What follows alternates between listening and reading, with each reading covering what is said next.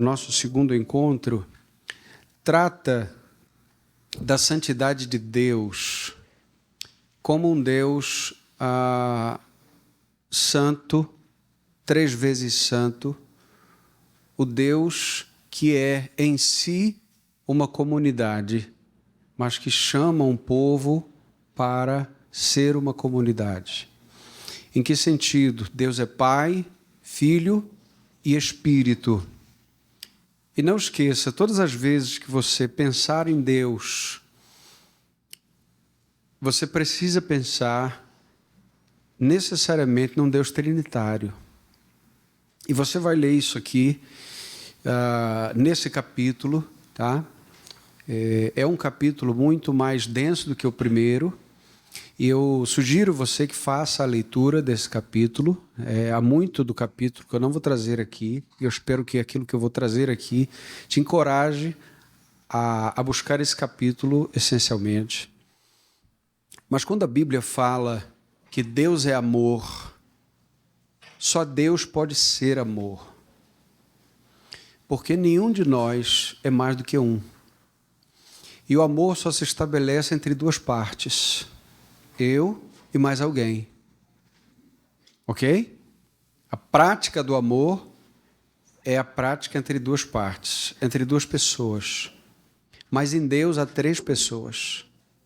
Por isso Deus é amor. Por isso Deus não precisaria de mais ninguém para ser amor. E para amar.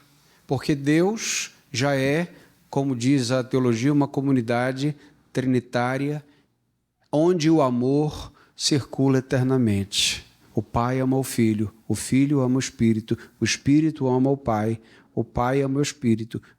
Ok. Portanto, esse Deus que é amor, que se doa para nós como o seu povo, como a comunidade do Deus trinitário, ele que age e reage no nosso meio, e que é santo. E eu quero trazer aqui desde já a expressão da santidade de Deus, porque a santidade de Deus é vista em tudo que Deus faz. Deus é santamente justo, Deus é santamente amoroso, Deus é santamente misericordioso, Deus é santamente irado. Nada do que Deus faz está fora da sua santidade.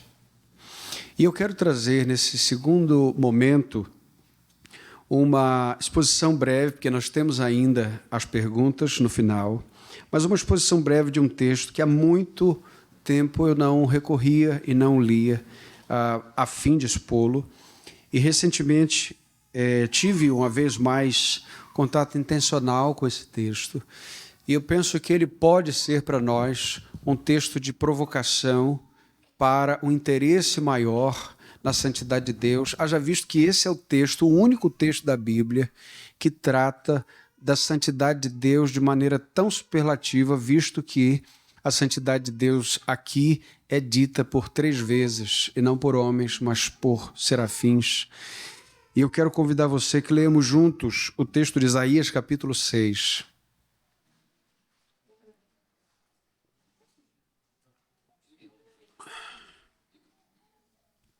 Isaías, capítulo 6.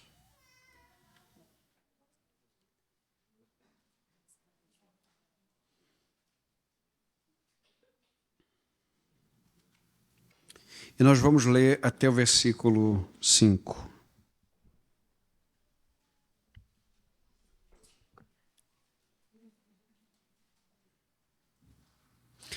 No ano em que morreu o rei Uzias, eu vi o Senhor assentado sobre um alto e sublime trono, e as abas do seu manto enchiam o templo.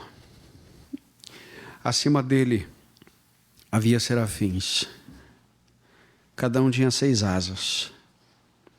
Com 2 cobriam o rosto, com 2 cobriam os pés, com 2 voavam. E clamavam uns aos outros: Santo, Santo, Santo é o Senhor dos exércitos. Toda a terra está cheia da sua glória. E as bases das portas tremeram à voz do que clamava, e a casa se encheu de fumaça. Então eu disse: ai de mim, estou perdido, porque sou um homem de lábios impuros, e habito no meio de um povo de lábios impuros.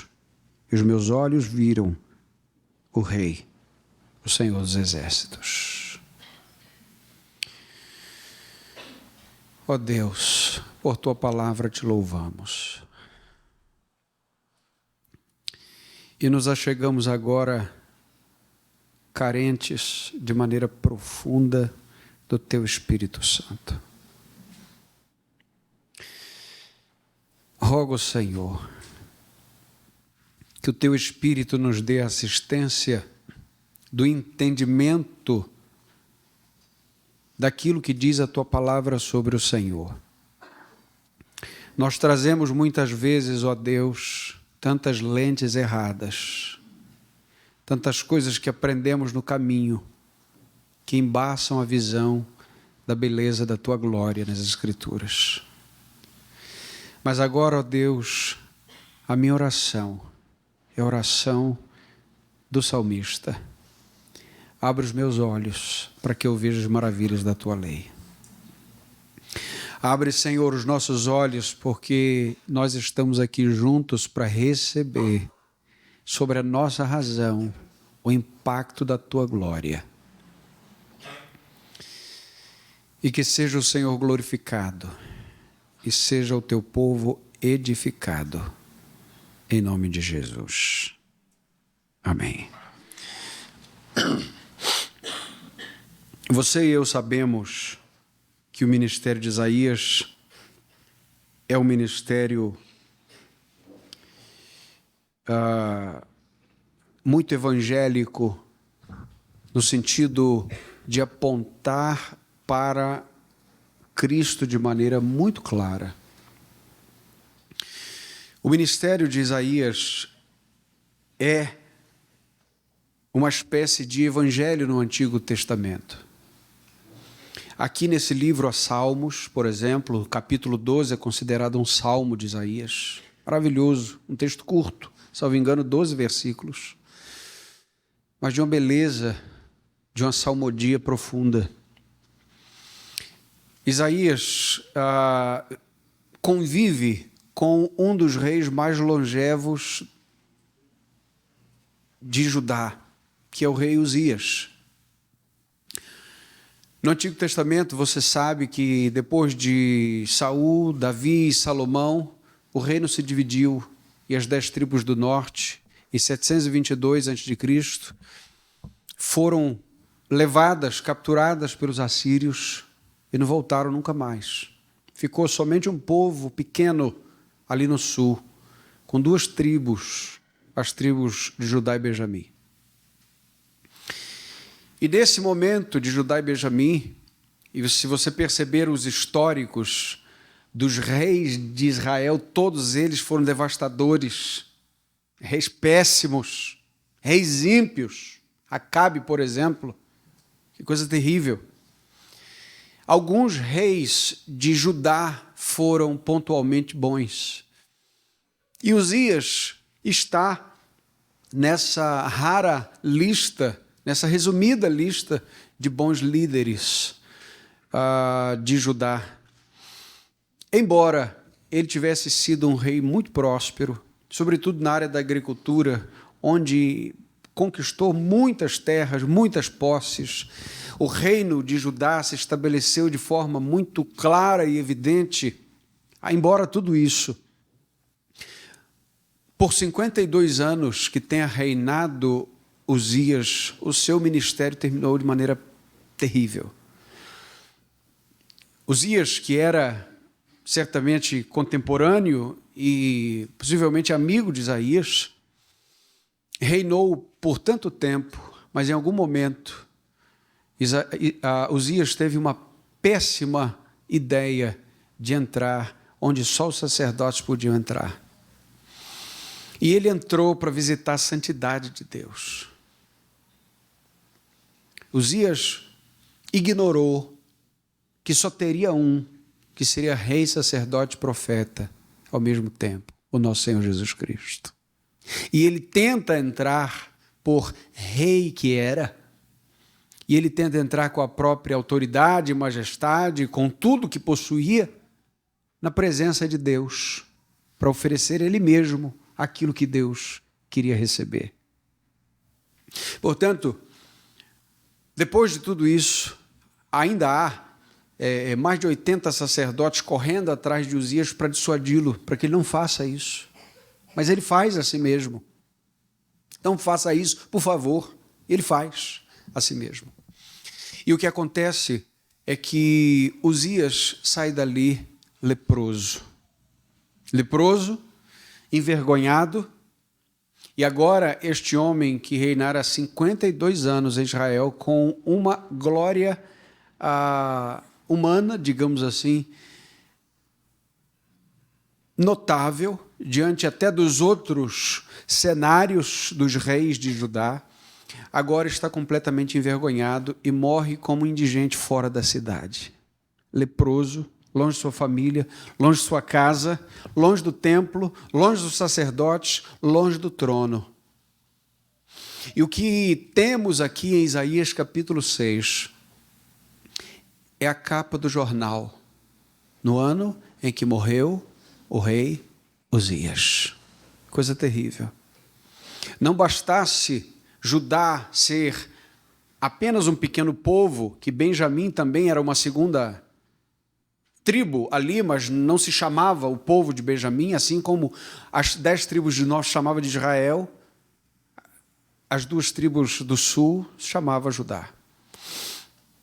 Não bastasse esse pequeno povo, esse povo praticamente abandonado aos olhos humanos, não é? Sem rei, as potências grandes mundiais ao redor, não é? O Egito em polvorosa, a Babilônia vindo com muita força, grandes reinos e um povo de Deus pequeno, aquele pequeno exército, e agora sem o seu general de guerra. Compreende? Um povo que vulnerável agora estava muito mais do que antes. Está sem o seu rei, é um povo enlutado, um povo que já não tocava suas músicas, um povo que não podia enfileirar os seus exércitos. E Isaías agora dá conta que o trono de Uzias está vazio. Veja, desesperança nacional. Uzias não volta mais, acabou, morreu leproso, não tem condições. Agora, depois de mais de 5 décadas sendo liderados pelo mesmo rei, agora o povo olha para o lado e eles estão completamente perdidos. Mas na mesma visão que tem Isaías do trono vazio de Uzias, ele diz, no ano em que morreu o rei Uzias, agora ele volta os seus olhos para a glória e ele diz, eu vi o Senhor assentado em seu alto e sublime trono. Ele percebe o trono de Uzias em vacância e o trono da glória eternamente ocupado. Ele não está desesperado. Ele não está atônito. Ele não está arrancando os cabelos. E agora, como é que vai ser? Os reinos humanos vêm aqui e ali, um sai, outro... Ei, o Senhor está sentado em seu alto e sublime trono. Isso faz sentido para você? Isso faz sentido para a igreja? Esse povo pequeno? A escória do mundo? Esse povo santo, chamado e escolhido por Deus, mas que à luz do entendimento humano, e se é que eu pudesse usar a luz, as trevas do entendimento humano, nós somos um povo que nada serve, que para nada presta. E perceba aqui que agora Isaías está vendo o rei, ou o trono do rei vazio, e ele olha o trono do Senhor, e esse trono é um trono alto e sublime. Alto e sublime. E o texto diz que as abas de seu manto enchiam o templo. o que Isaías percebe aqui, portanto, querido e querida, é que a glória de Uzias era limitada, mas a glória de Deus não tem limites. Os comentaristas vão lembrar que para os reis antigos, quanto mais vitórias possuíam, mais alongados eram os seus mantos. Então, se um rei como Uzias, por exemplo, tivesse vencido muitas batalhas, a cada batalha vencida era dado a ele um pedaço maior no seu manto. Então, quanto mais tempo ele passasse diante do seu exército e mais tempo demorasse para o manto passar, era uma maneira de lembrar para os seus súditos: veja o quanto nós temos vitória através deste rei. O texto está dizendo que as abas do manto do Senhor enchiam o templo. Percebeu isso aqui? Percebe que o caráter santo de Deus é a garantia da vitória de seu povo? Percebe que muitas vezes o desespero na alma dos crentes é falta de identificar espiritualmente com a mente santa e lavada a santidade majestosa de Deus?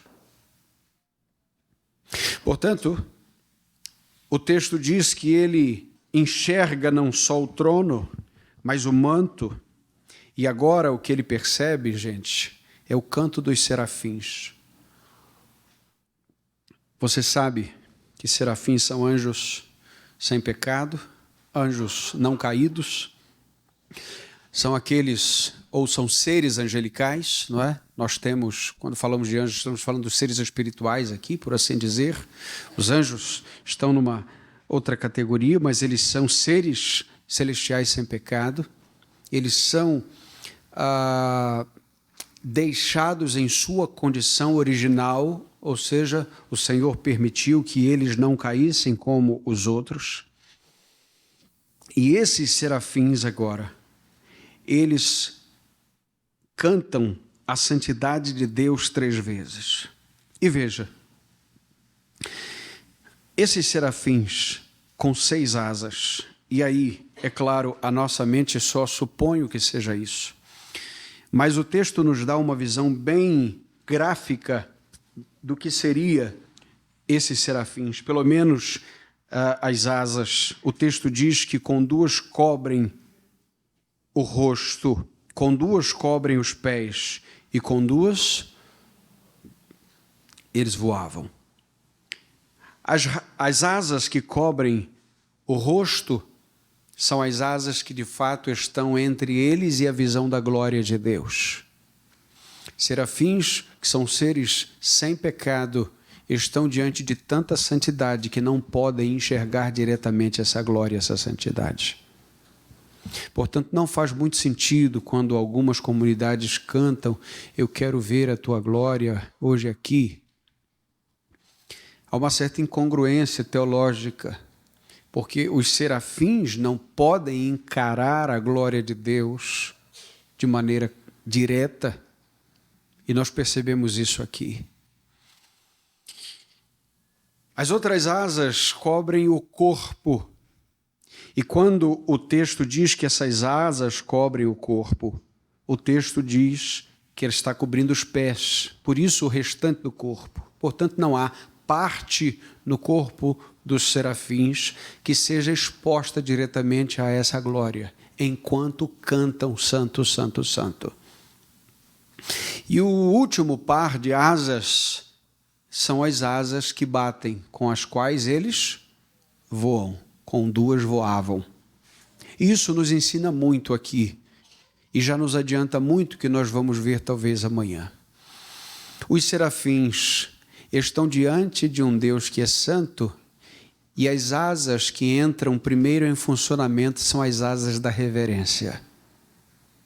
Antes que eles voem para fazer aquilo que o Senhor ordena, eles estão cobrindo o rosto, cobrindo o corpo, cantando santo, santo, santo.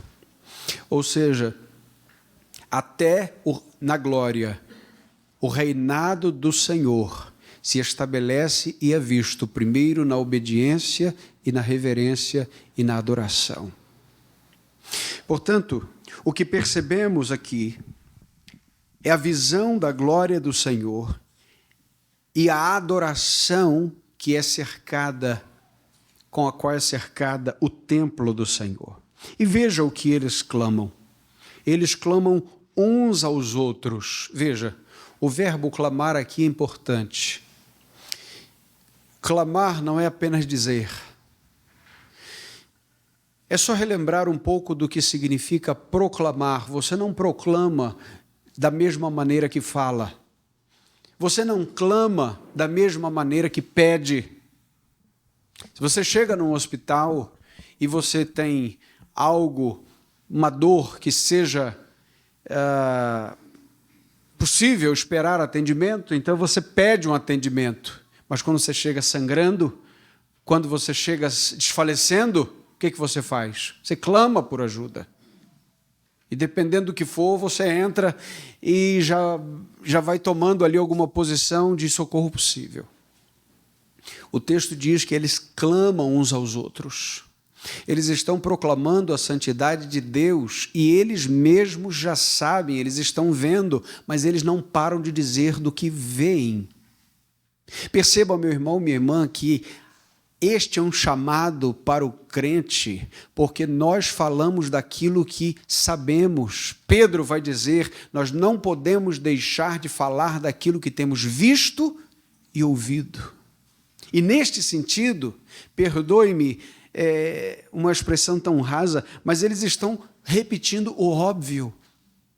E o óbvio é que Deus é santo, santo, santo. Eles estão clamando assim. E o texto mostra que eles repetem 3 vezes. Nós sabemos que nas línguas originais não há nenhum tipo de recurso que temos hoje. Hoje você vai escrever um texto, você tem o itálico, você tem o sublinhado, você tem o taxado, você tem o negrito, você tem caixa alta. Você pode mudar a cor do texto para dar ênfase, mas não há nada disso no recurso do hebraico. Então, a repetição, seja no hebraico, seja no grego, faz muito sentido para dizer da importância daquilo que está querendo ser dito. Quando Jesus, antes de dizer alguma doutrina, ele dizia, em verdade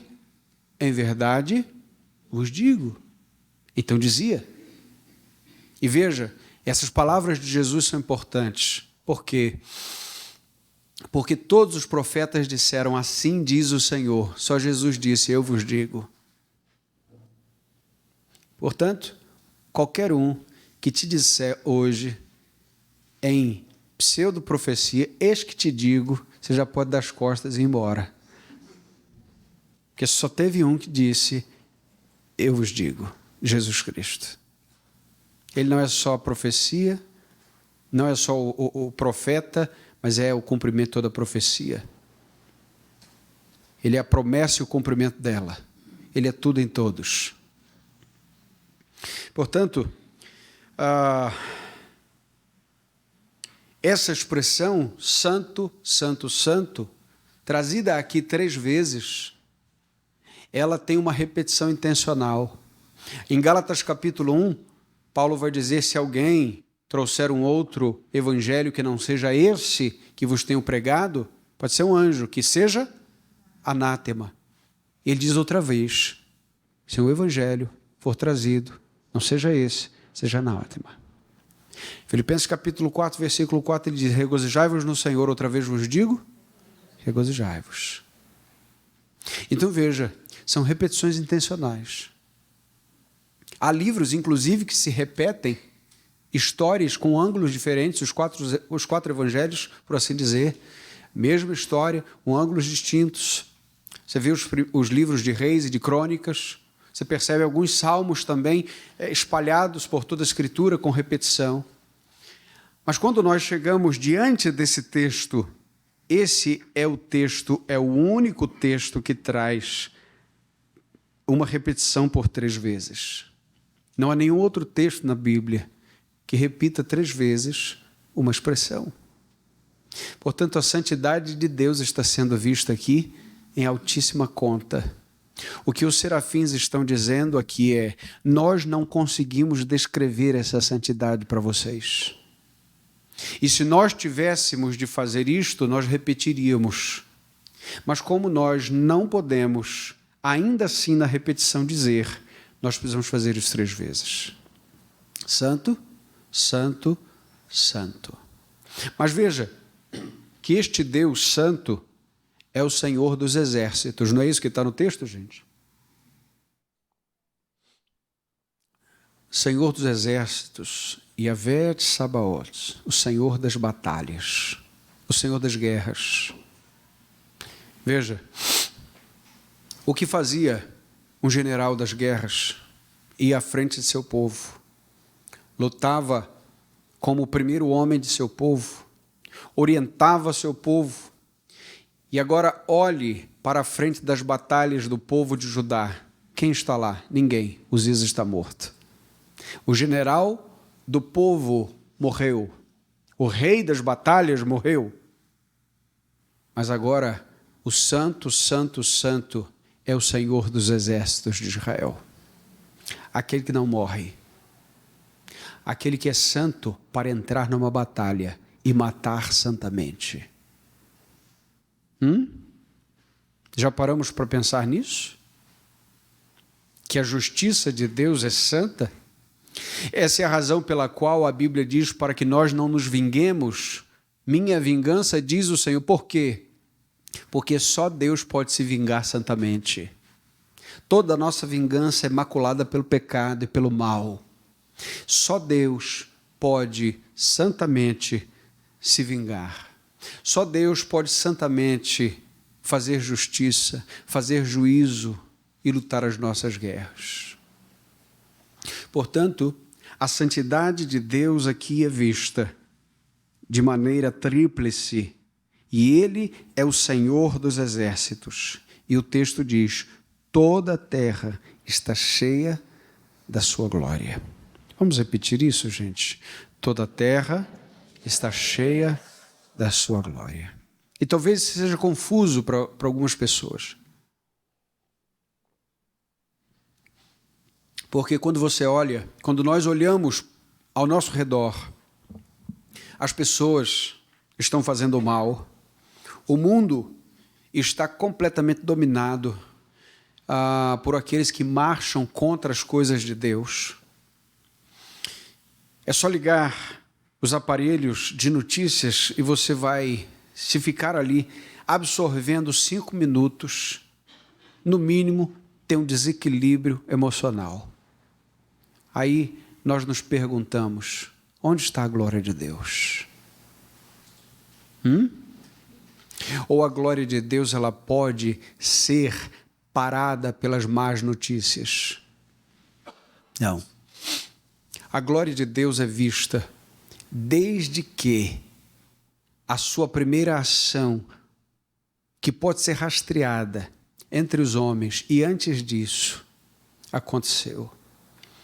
A glória de Deus nunca saiu de cena de qualquer dos cenários, como disse Abraham Kuyper, não tem 1 centímetro que Deus não possa dizer: isso aqui é meu. Olhe para o seu corpo. Você acabou de comer. Você não está ligado em bateria. Você não está ligado em tomada. Você come e fica vivo. Todos nós aqui nascemos de um ventre de uma mulher. Está ali um bebê e tem aqui senhores e senhoras. Todos nós viemos de um ventre. Isso é a glória de Deus. A assinatura de Deus está em cada pedaço, em cada milímetro, em cada parte invisível do nosso DNA. Não cai um fio de cabelo de nossa cabeça se a glória de Deus não souber e não determinar. Todos os monstros marinhos agora estão em ordem, obedecendo à voz do Senhor. Todos os pássaros arrevoam do norte para o sul, do oeste para o leste, seja qualquer direção, do oriente para o ocidente, porque os radares da glória de Deus estão postos no universo.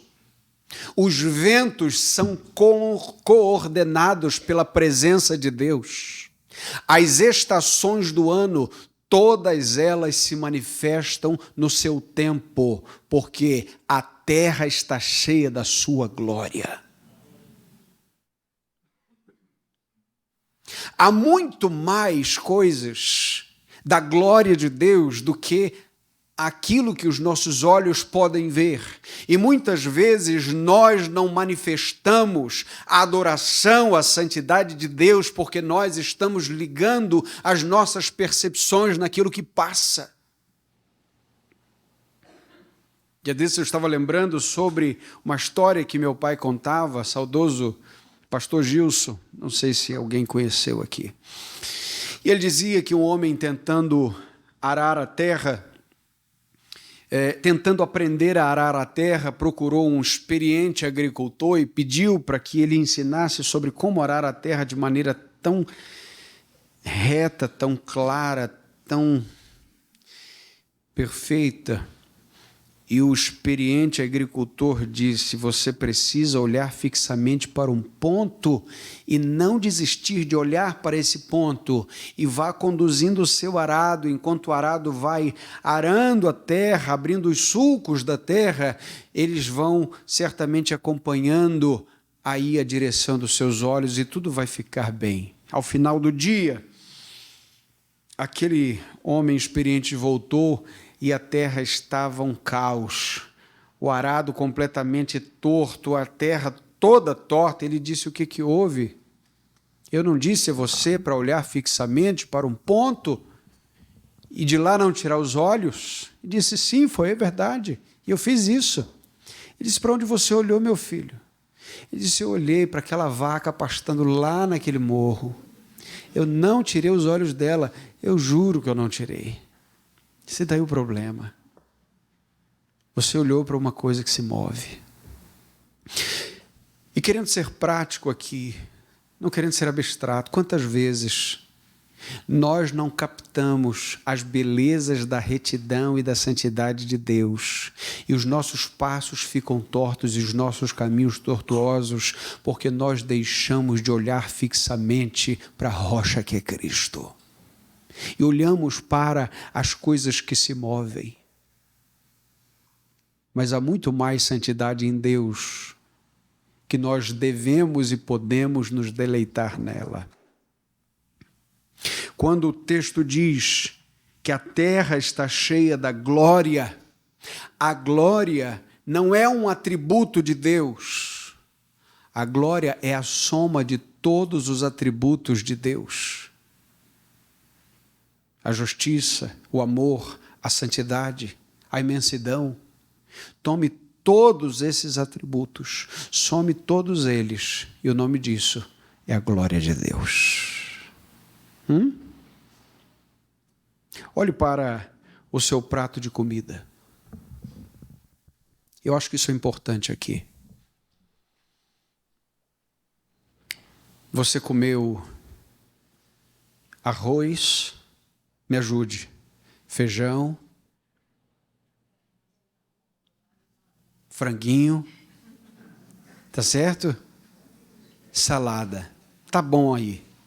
Já tem muito material para você pensar. Ouça, você sabe qual é a região que dá arroz no nosso país? Quem sabe? Eu estou perguntando porque eu não sei. Vamos pensar que seja no sul. Você sabe qual é a região que dá feijão? Vamos pensar que seja Minas.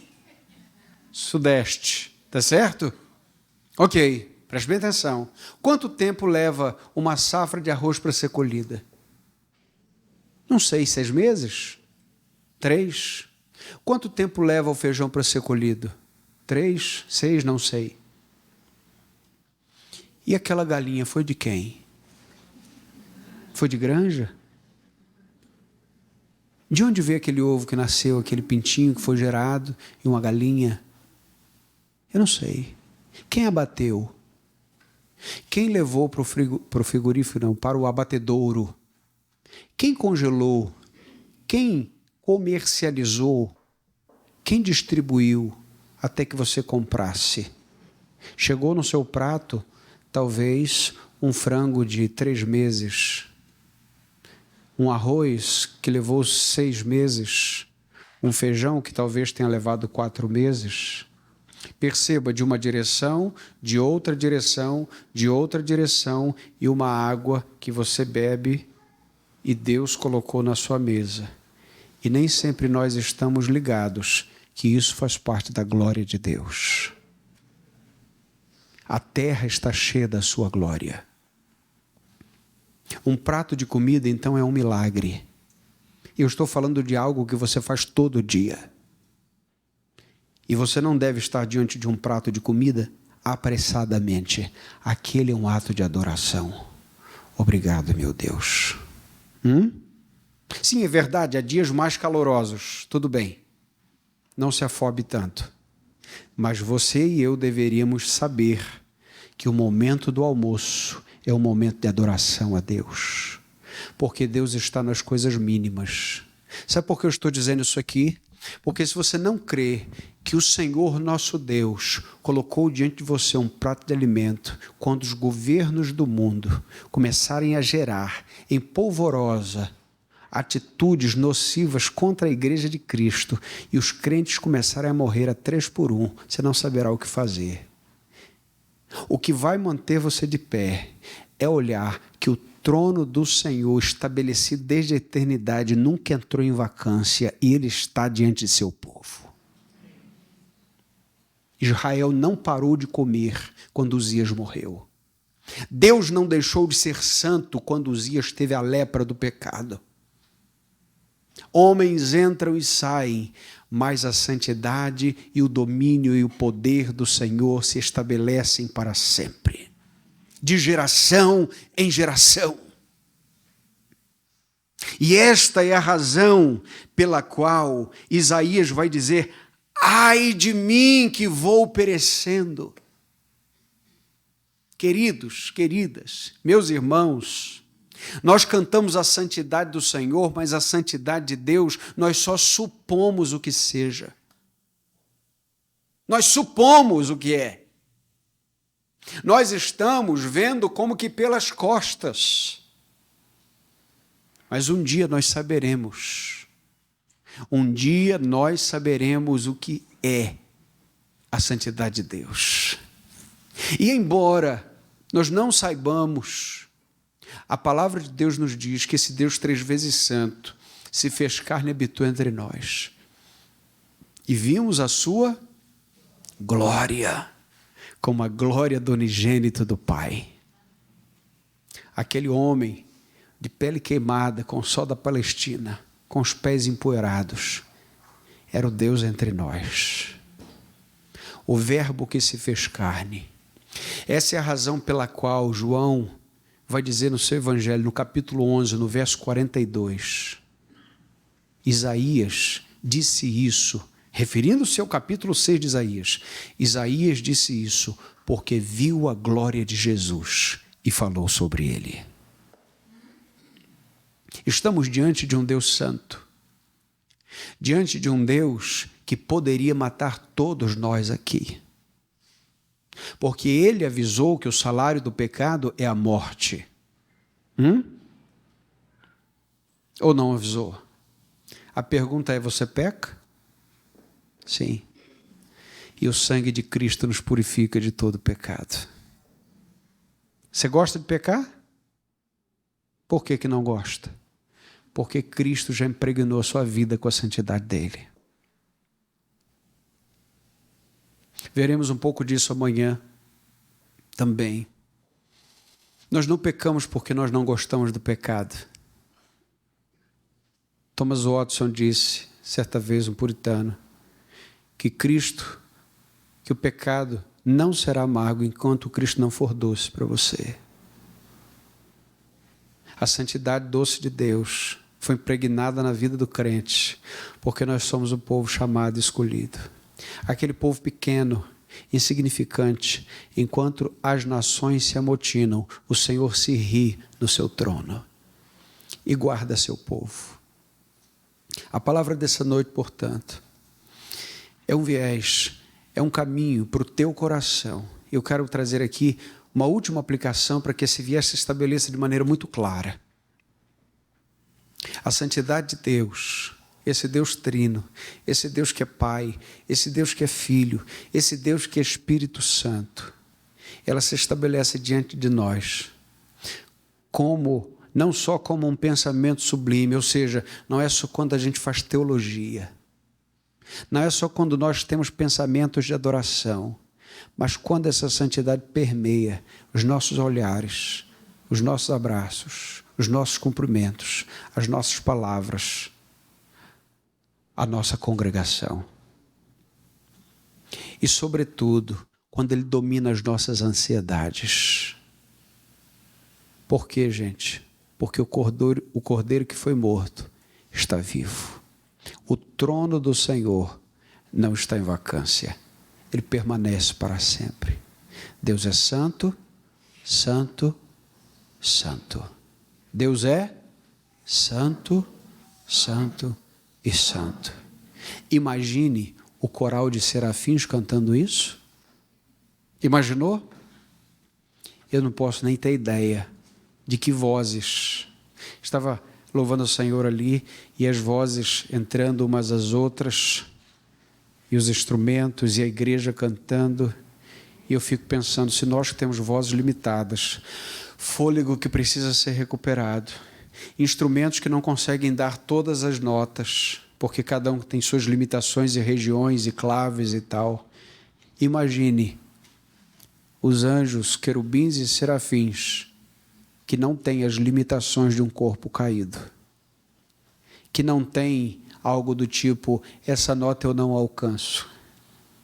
Já pensou? Um dia nós estaremos cantando com eles. Tu canta mal? Vai ensaiando, porque lá todo mundo vai cantar legal. Aleluia. Deus é santo. Portanto, uma aplicação última para o teu coração. A santidade de Deus, este Deus santo e trino, que é vista na comunidade da igreja, precisa alcançar a tua vida e o teu coração. E aqui eu abro o caminho para amanhã, quando nós vamos tratar da vida e santidade do crente. E o meu desejo, o meu profundo clamor nessa noite, é que a palavra do Senhor não saia do nosso coração, mas que ela encontre um lugar cativo e que em todo pensamento que tenhamos sobre Deus, nós tenhamos pensamentos santos.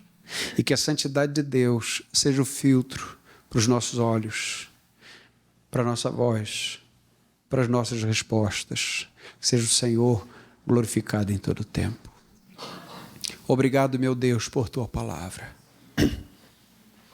Obrigado, meu Pai, porque o Senhor nos dá a compreensão pelo Teu Espírito da Tua palavra santa e bendita. E hoje, meu Pai, nós nos rendemos aqui. Hoje, Senhor, nós imploramos o Teu favor. Hoje, meu Deus, nós te pedimos, nos dá mais do Senhor. Nos dá mais. Ergue os nossos olhos, ó Deus.